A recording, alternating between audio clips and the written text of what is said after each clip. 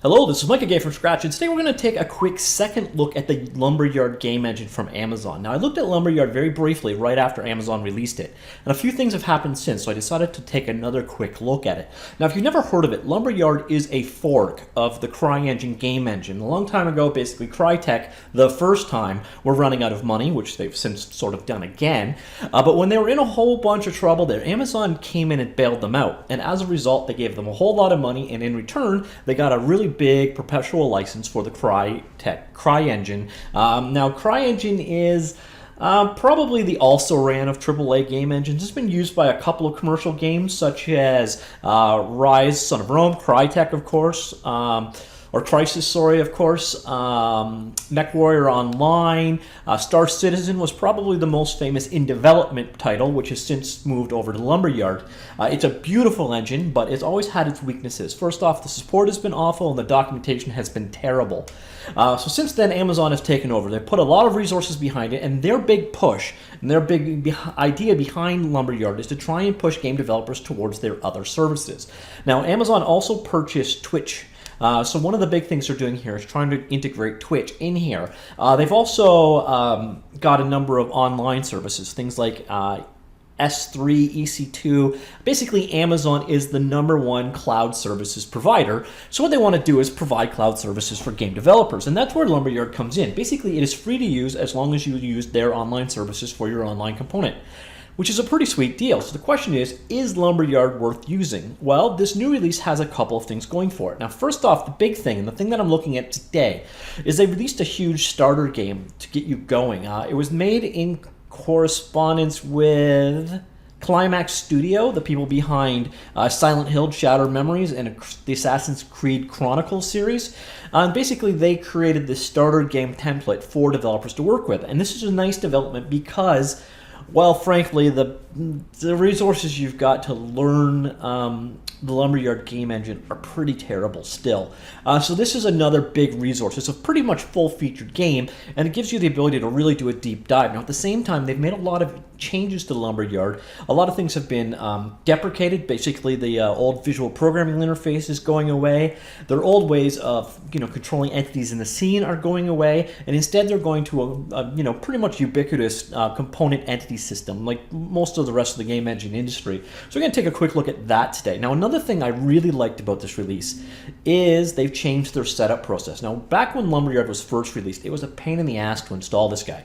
You had to do a bunch of SDK installs before you can, or tools or plugins, even stuff that you weren't using. You had to download and install it. Like, you had to download and install the Power VR SDK on your own. You had to download some NVIDIA tools, etc. It was a real pain in the butt. Now, the Lumberyard Setup Assistant has a one-click option, which I've already done. It comes out to about a 15 to 16 gig install, so it's by no means is it small, but it is easy. It will automatically download and configure and install everything you need. And then if you want to come back in here, you can also go ahead and change what you want to do with the Lumberyard game engine. For example, I don't have the source code installed, or the source code for the pipeline, the editor, and all those things. So this isn't an open source engine, but you do get all of the source code. And that kind of will make sense if you stop and think about it. It's not an open source project, but you have the source code available for you to modify for your own use. Unfortunately, there is no Visual Studio 2017 support. You can also come down here and install the various plugins if you need them. So if you're using Maya, Max, Photoshop, etc., you've got all of the tools available. Now, the nice thing that they've done, we changed it from when it first started out, is you can now import FBX files. So if you're working with any kind of art asset that supports FBX, you can now import it into Lumberyard, which is a big deal based off the original release. You are pretty much screwed if you didn't use one of the platforms that was supported out of their art pipeline. So now you can use Blender or Cheetah or Modo or various other content creation tools to work with the Lumberyard game engine. So that's a nice development there. Now, this is the new starter project in action, and you can see it's actually a pretty impressive demo. Now, one thing that nobody is ever going to say about the Crytek engine or CryEngine, or in the case of Lumberyard, nobody is going to call it ugly. This is not an ugly game engine, not at all. And this is the new game, basically, that they've created for you. So I'm running around the editor right now using typical WASD keys, but you'll see I can right-click and interact with entities within the scene. Let's grab some entities I can, oops. flew through the world. Let's get back out of the world. All right. So see, I got blue crate here. You see over here the properties come up, and that's where we come into the new system. So you see over here we've got the various different entities that are available. So door pickups, bird flocking, particle manager, for example. And you go down here, you can see all the different things that make it up. So with the particle manager selected over here under the entities, you can see over here, these are the components that make it up. And we'll get into that in a second. Just to show you a little bit more of this actual game engine in action, I'm running this on a laptop, last generation GeForce mobile card, not a piece of crap by any means, but you see I'm pulling a constant 60 frames per second. I was running this today on battery. Actually, I managed to get an hour and a half battery life out of running the game engine, which is actually pretty impressive. When I first started working with Unreal Engine, I would get about 40 minutes tops. So it's actually not as resource intensive as you might expect. So let's go ahead and we'll run this game. So Control G, and now we're actually in game mode for the game.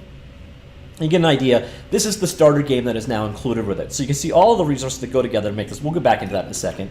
So here I will go ahead and run around.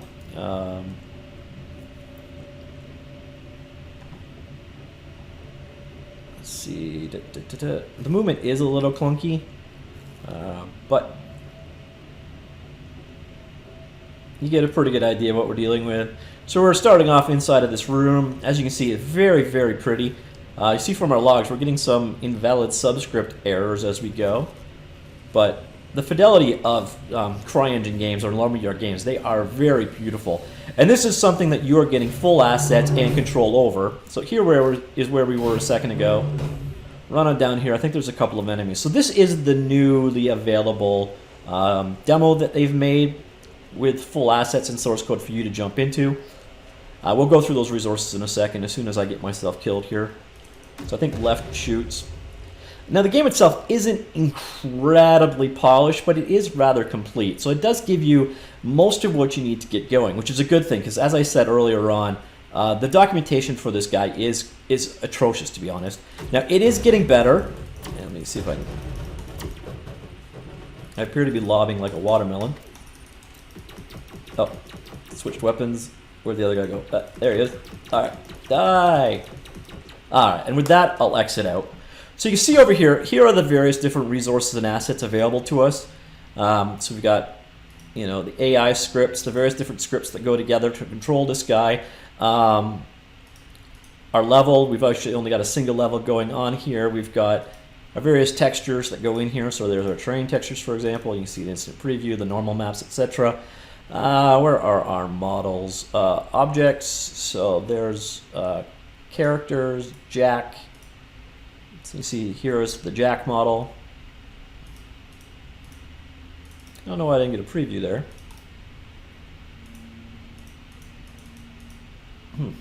Would have thought that would work. So there you see those. We saw those guys hanging on the way out.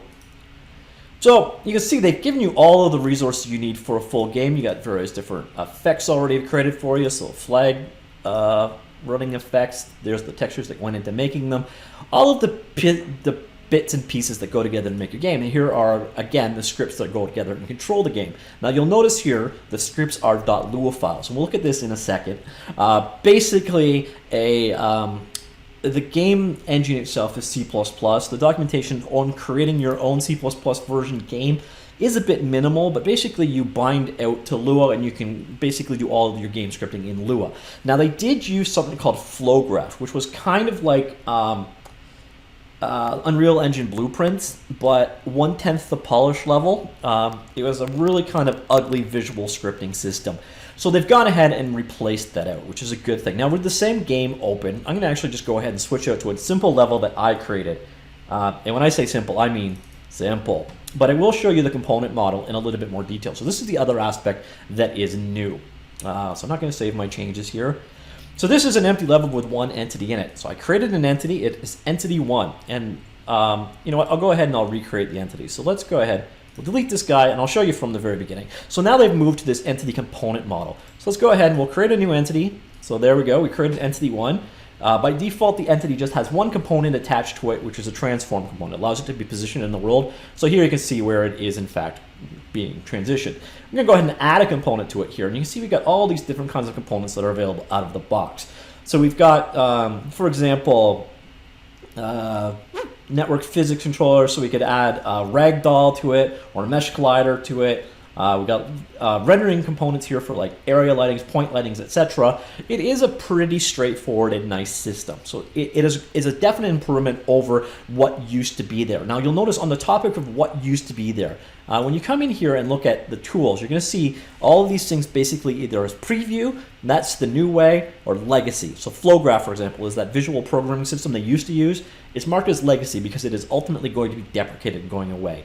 So it used to do everything in this rolled-up bar. This used to be the way everything was done, into these different tabs. And for some reason, if you're working with legacy code, you're still going to be using this guy. But the new replacement is so much nicer. So in the long run, this is going to be a better solution. So we got our entity here that I created. I could rename it to, I don't know, I'm just going to leave it as empty. But I'm going to go back to add component. We're going to add a mesh. So this is a static mesh. Like so, expand that out a little bit. And now we're just going to go ahead and add an asset to it. So pick an asset, and then we're going to go into, so we're just in the objects from that starter game that we're in. Now, one of the things that sucks about Lumberyard, this goes back to CryEngine itself, is you can actually only have one project active at a time. So you have to go back and say, okay, here is my new project. And that's what creates this hierarchy here. And it's actually under the directory structure of the Crysis engine. So if you want to go ahead and download this starter game, you actually extract the content out. It's about a 2 gigabyte file, and you extract over top of your engine install. It's kind of a gross hack. And then when you're actually ready to go ahead and change which one you're working on, so you've got multiple different projects under your directory, you come up here and actually switch between them. So starter game here is the newly downloaded one. Kind of gross, to be honest. And then they've also got this gems here. This is a plugin system. This is the other big thing that Lumberyard has been adding on top of the CryEngine game engine. Lumberyards are kind of, gems are like plugins, you could say, that integrate and support, mostly web services. So you've got things like access to the Amazon's Game Lift servers. So here's a camera gem, chat and play, a cloud canvas.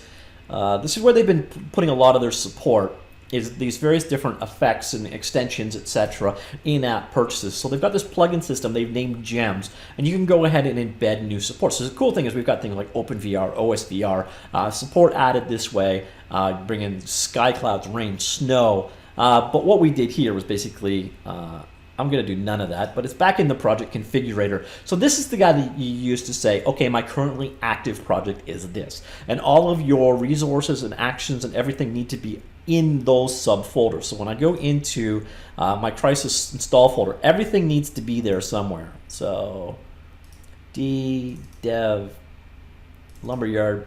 So here is my Lumberyard install.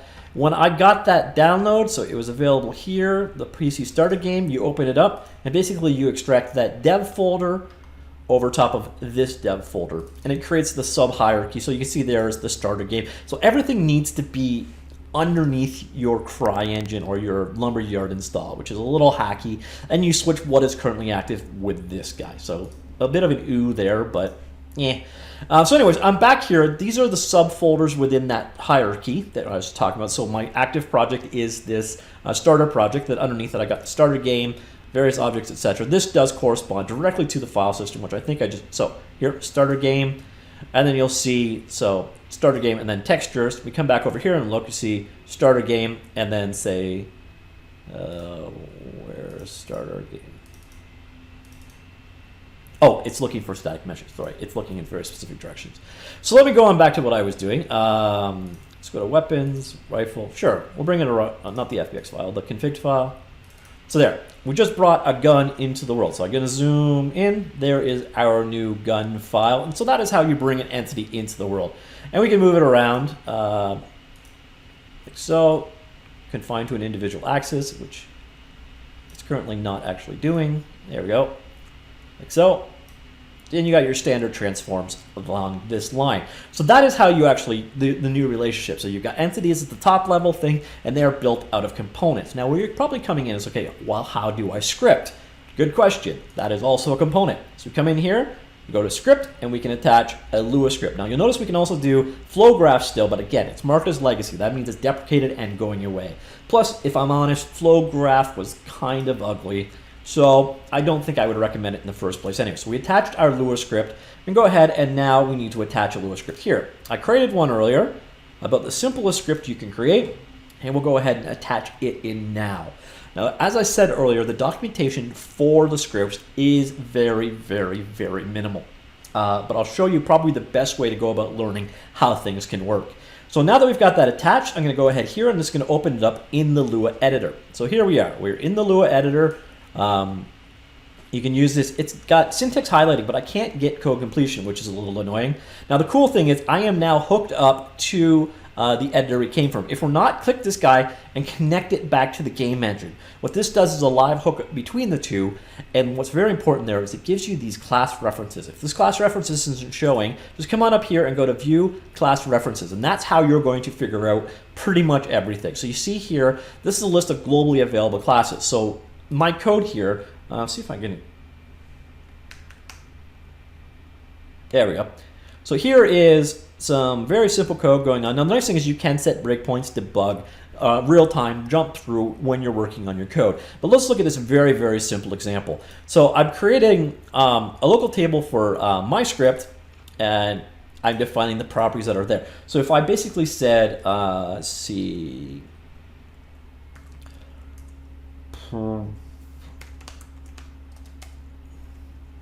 I can add a value like so as a property to my properties array. I think I may have screwed up my code there. Let me just check to see if that worked out right.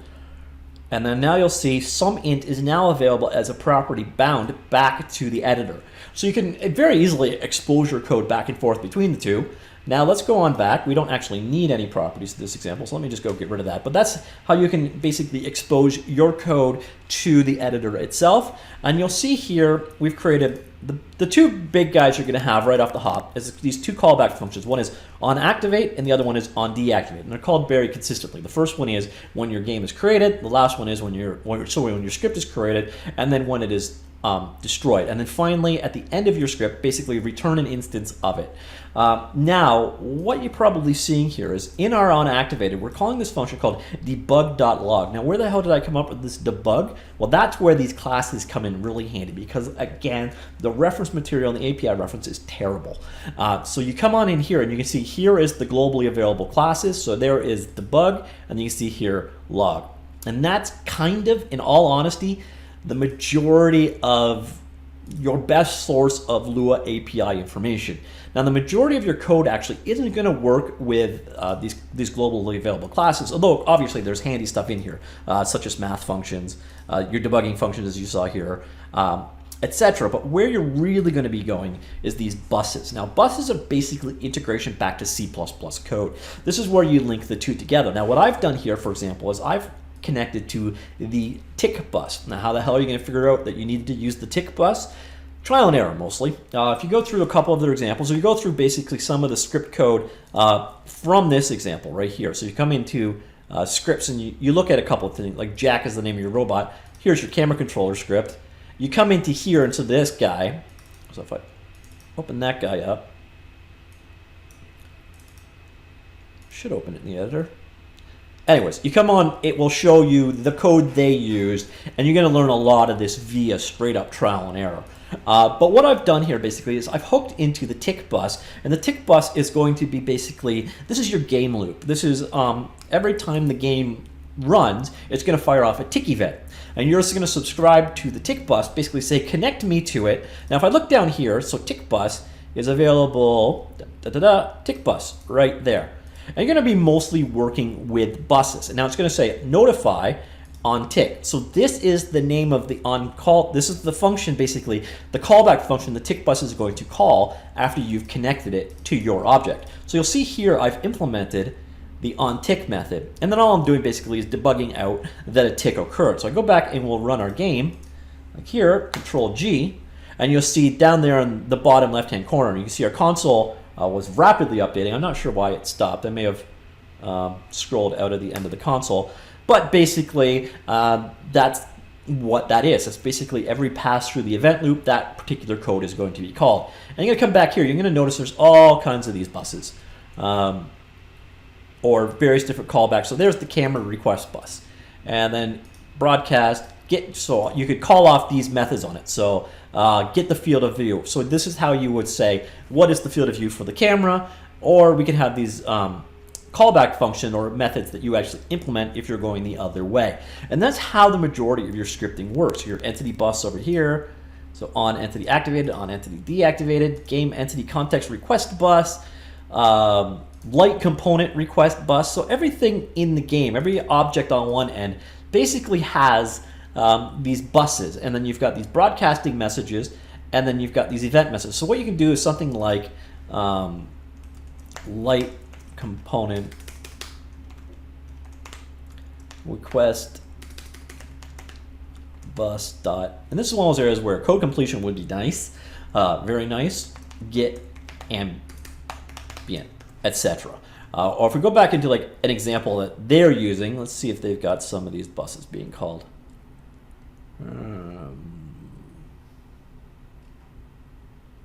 There we go. Here's a call to the transform bus. So transform bus.event.get world TM, or the transform matrix of the world of the entity camera. And everything is basically, all entities are identified by their ID, their event ID.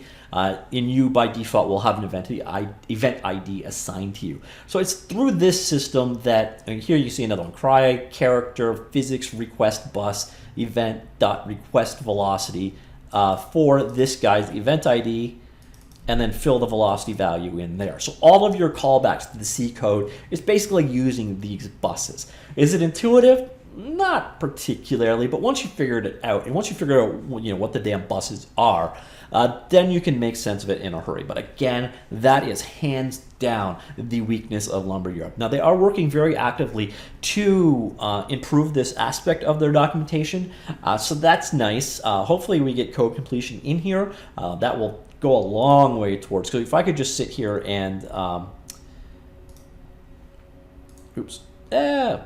I'll just minimize you anyways. If I can just sit there and use dot, self dot, and then find all the different buses available, very, very handy. But I do really highly recommend what you do is you make sure you connect to your editor and then go through these global classes, e-buses, and global variable lists. And then you'll have an idea of the code that is available for you to call, what is available in each one of these things. And then you get an idea of what you're dealing with. But there is going to be a lot of trial and error. Now, there is documentation on every single one of these things, but basically it boils down to 1 or 2 lines of text tops, and not a really great navigation, and no hook back into this editor. So you basically have to have a web browser open, all within a single page. You're going to have to do a Control F to find the event, and then you're just going to get 1-sentence descriptions anyways. So again, the documentation is definitely one of those areas they need to improve on. Now, what is cool, once again, is this newly created starter game. It does show you an insight into the various different systems available. You've got, a full functioning game to work from and all the corresponding assets. So you're probably in a better place than we were before it was released. So if this is an engine that is of interest to you, I would definitely consider checking it out. Now, I still don't think I recommend this guy to a smaller team. Like, again, you can create some amazing graphics in the CryEngine or Lumberyard game engines, but I don't see the appeal of this over using a Unity or an Unreal Engine or a Godot at this point. Maybe for a larger team, or if graphics fidelity is your #1 priority, but the cost in return is a hell of a learning curve, a smaller community by quite a margin. Now, of course, if you are at the point where you're realistically, feasibly going to be shipping a game, the economics, by far and away, Lumberyard has the best cost return of the between Unreal and Unity being completely and utterly free, except for from the networking side of things. And then you're basically paying for usage on server side. So the value proposition is definitely there. But for a small team that is trying to get up to speed quickly, God, this one's a bit of a fight. Now, it does get better. The changes they're making there, this entity setup, the component system, it's all definitely an improvement. It is a step forward. And so in time, I think Lumberyard will be a much more approachable, better engineered game engine. But right now, it certainly isn't accessible to the majority. Now, the cool thing, again, they are making strides. The installer isn't a 56-step process now. It's a one-click installer, potentially. So that's the kind of stuff they need to keep focusing on. That's the stuff that makes this engine accessible to the masses. But until they really nail that documentation component, wow, their learning curve's a bitch. But again, I thought I'd take a look at Lumberyard again, available. They just released 1.9 a few weeks back, and then just yesterday they released this new starter game. And the starter game is the only piece of documentation that is up to date and modern, using this new system, using Lua instead of Flowgraph. So a lot of the examples that you got with the Lumberyard engine up to this point were already basically outdated. So this does give you an avenue for exploring, so I thought I would do an updated video on that. I hope you did find this useful. I hope you enjoyed it. If you did, please do click like. And we've got all kinds of game development related stuff here, so if you're interested, please do hit that subscribe button. Now, I don't know if I intend to cover Lumberyard in much more depth. If I'm honest, again, the missing pieces are definitely frustrating. My entire learning experience was trial and error, and I would often come across actual documentation that contradicted itself or was just wrong. And when I'm talking about coming across documentation, there is like almost nothing. But on the flip side of that, that might be, I should be creating some tutorials for this guy because it's needed. So I don't know where I stand on that one. I'm not sure I should put any more coverage into this, but please do let me know if you're interested in using Lumberyard, despite there being alternatives that are probably a little better suited for you at this point, and you would like to see me do some beginner-oriented material on it, please do let me know, and I will definitely consider it. I do like the fact that a mere mortal can install it now and it doesn't take you a day and a half. So it does make it much more accessible to a lot more people, which is the biggest reason I did not work with it before. So that is definitely an improvement there. Do let me know in the comments down below. All right, that's it for now. See you all later.